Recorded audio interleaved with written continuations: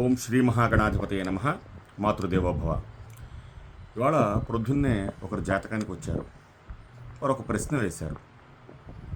గురువుగారు, దాచుకుంటే దోచుకున్నట్టు కదా అండి అని అడిగారు. నాకు ఒక చిన్న సందేహం వచ్చింది. వాళ్ళ ఇంట్లో ఆర్థిక పరిస్థితులు అంత బాగాలేవు.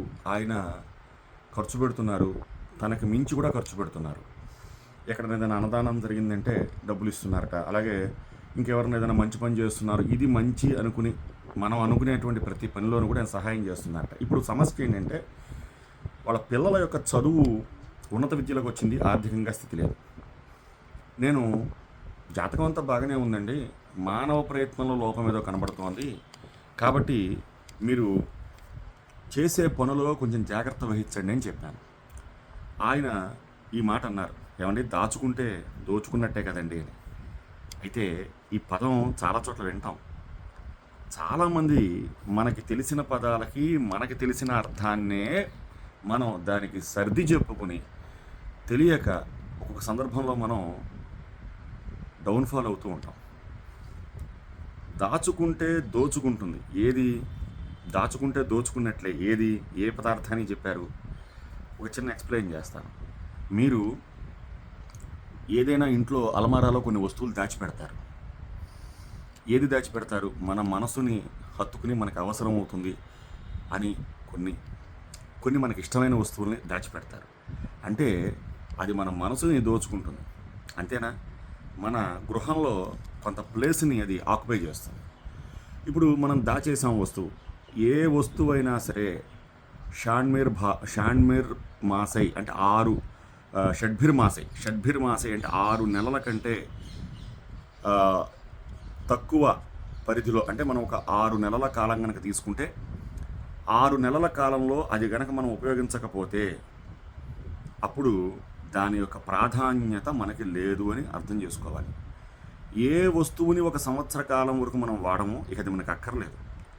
అందుకనే ప్రతి వస్తు సముదాయం మీద మనకి దాని మీద అవగాహన కోసం మనకి పూజా కార్యక్రమాలు, పండగల విషయంలో మనం అందరము కూడా ఇల్లుని సర్దుకోవటం, ప్రతి 15 రోజులకి, అమావాస్యకి, పౌర్ణమికి ఇల్లుని పులిగా పెట్టుకోవటం, వారానికి ఒకసారి గురువారం పూట ఇల్లు కడుక్కుని చక్కగా దాన్ని నీట్గా సెట్ చేయటం అనేటువంటి ఒక విధానాన్ని మనం ఏర్పాటు చేసుకున్నాం.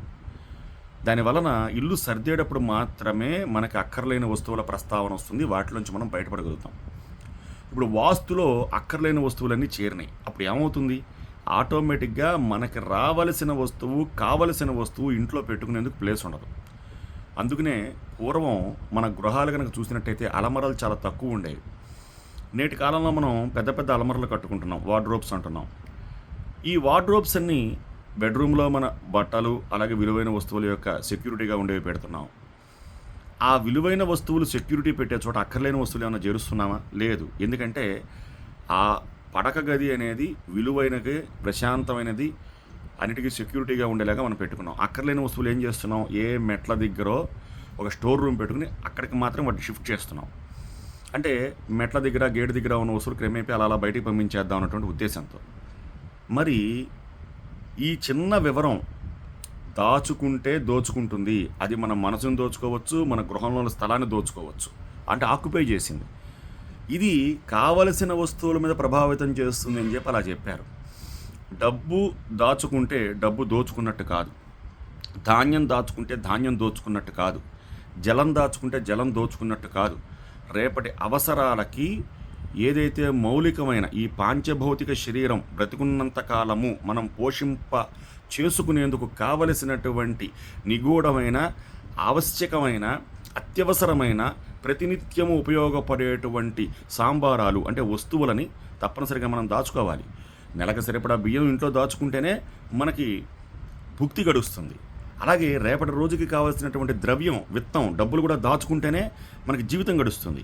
అలాగే మన స్థలంలో కూడా కొంత ఖాళీ స్థలాన్ని కూడా దాచుకుంటేనే ఇవన్నీ మనం చేసుకునేందుకు ఉపయుక్తం ఏర్పడుతుంది.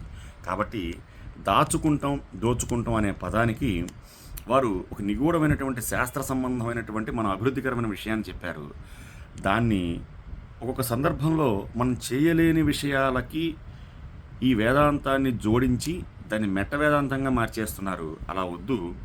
కంపల్సరీ ధనాన్ని దాచుకోవాలి. అన్నం బహుకుర్వీత శాస్త్రమే చెప్పింది కదా. మరి ధనమూలం ఏదైనా జగత్, మీరు ధనం ఉంటేనే ఏదైనా చేయగలుగుతారు.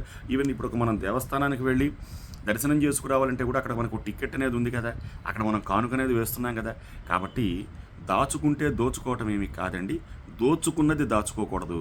అఫ్కోర్స్ మనం అటువంటి అమర్యాదకపూర్వమైనటువంటి అరాచకపూర్వమైనటువంటి పనులు ఎవరం చెయ్యం కాబట్టి, వాటి మీదకి మన మనసు లేదు కాబట్టి, మనం ఎవరిని దోచుకొచ్చేది లేదు కాబట్టి, మనం దాచుకుంటే దోచుకున్నట్టు కాదు.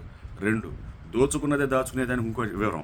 ఒక పుస్తకం మన మనసును దోచుకుంది. ఒక మొక్క ఆ ఫలమో, ఆ పుష్పమో, ఆ పత్రమో, దాని యొక్క వాసనో, దాని ఆకృతో మన మనసును దోచుకుంది. అది తెచ్చిపెట్టుకోవచ్చు, దానివల్ల ఇబ్బంది లేదు. అంటే సాధ్యాసాధ్యములు తెలుసుకుని వివేకముతో వ్యవహరించటమే ఇక్కడ ప్రధానమైన లక్షణం. కాబట్టి అందరూ కూడా మనం దీవించేటప్పుడు స్పష్టంగా చెబుతాం, ఆరోగ్య ఐశ్వర్య అభివృద్ధిరస్తు. కాబట్టి మీరు అందరూ కూడా ఆయుష్ను పెంచుకునేందుకు చక్కగా ఆహారాన్ని దాచుకోండి, అలాగే వ్యాయామాన్ని చేసుకోండి, కాలాన్ని కొంత మీకోసం దాచుకుని దాన్ని సద్వినియోగం చేసుకోండి. ఆరోగ్యం అలా చేసుకోవాలి, ఆయుష్ అలా పెరుగుతుంది. ఐశ్వర్యాన్ని రేపటి రోజుకి కొంత దాచుకోండి. మీ యొక్క దైనందిక జీవిత, అలాగే మన యొక్క ఈ లైఫ్ టైంలో రాబోయేటువంటి అవసరాల కొన్నిటి కోసం చక్కగా మన పిల్లలకి మనం నిర్వర్తించవలసిన బాధ్యతలు వాటన్నిటి కోసం కూడా కొంత ద్రవ్యాన్ని దాచుకోండి. అంతేగాని అది చేయలేకపోతున్నామని బాధపడద్దు. చేసేటువంటి అవకాశం కోసం రోజు ప్రయత్నిస్తూ ఉండండి. చెయ్యలేని దానికి, అలాగే అతిగా ముందుకు వెళ్ళేదానికి మనం వేదాంతాన్ని అప్లై చేయవద్దు. ఇప్పుడు దాన ధర్మాలు చేయాలి, మన శక్తి మేరే చేయాలి. తదుపరి వీడియోస్లో శక్తి మేర ఎలా చేయాలి, అసలు మనం ప్రతి వ్రతంలో చెప్పుకునేటువంటి ఏకదా నైమిషారణ్యం అని చెప్పుకుంటాం. ఆ నైమిషారణ్యంలోనే ఎందుకు చెప్పుకున్నాం, వ్రత కథలు ఎందుకు ఉద్భవించాయి, దానికి ఇప్పుడు మనం మాట్లాడుకునే టాపిక్కి సంబంధం ఏంటనేది కూడా మనం వీలైనంత తెలుసుకునే ప్రయత్నం చేద్దాం. హరి ఓం తత్సత్.